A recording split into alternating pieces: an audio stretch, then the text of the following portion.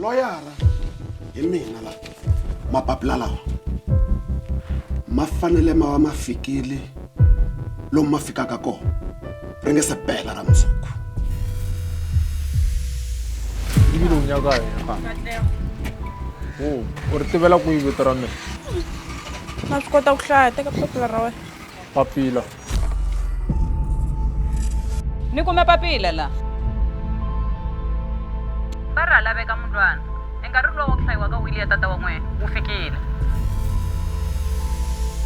We loko a wu tshika sweswa tichomi, u hatla u fika la. Hikuva a ni swi tivi ku ri vamakwenu va ta fika rini. Fighter, u kumile boy! U kumile boy! Fighter! Oh, Fighter, u kumile boy! Shoo boy!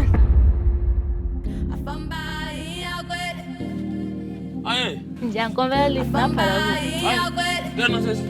Ameni yako. Akensi.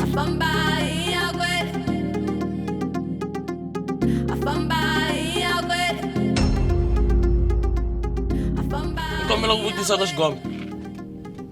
Xikombela va va na mabindzu matevu. Wena man. Oh.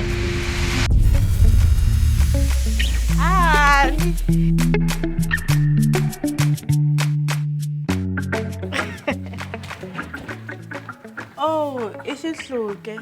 Ni hlangane na yena kwala xitarateni a ri karhi a lahleka. Sweswo hi swona swi kombaka ku mbilu yi tsakela ku rhandza ku tlula ku rhandziwa. Rhandza munhu ku ya hi leswi a nga xiswona hi ntumbuluko, u nga rhandzi leswi a nga na swona. Va muza n'wana Bute, a ni nga ha tshembi ku a ta fika. Ni fikile. Ku vuka ni nga mbangi ntsa. Ni n'wi dlayela munhu loyi. Se na hi la wela kona. Hi khongelela emoya wa yena hosi hi vito ra Yesu. Amen. I yini leswi ni swi vonaka mara leswi? Jema swi vona ku ri mi endlele yini laha? Ni kombela ku pfuniwa ku hi n'wi teka hi n'wi chela leyi. Tanani mi ta ni pfuna. Leyi i tshava ni nga langutana na yona. Ni na client la. U dlele munhu kwala ndlwini hi xihoxo. Khuluma hi 600,000 cash. Yi tele ngopfu mali musi. U vona va ku swi endlisa ku yini? Swa antswa loko mi nga swi tivi leswaku va lava ku ta swi endlisa ku yini. Mali liyani ya 1 million a ni tili na yona.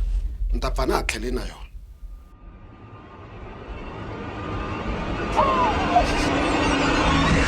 Marasa man. Ah,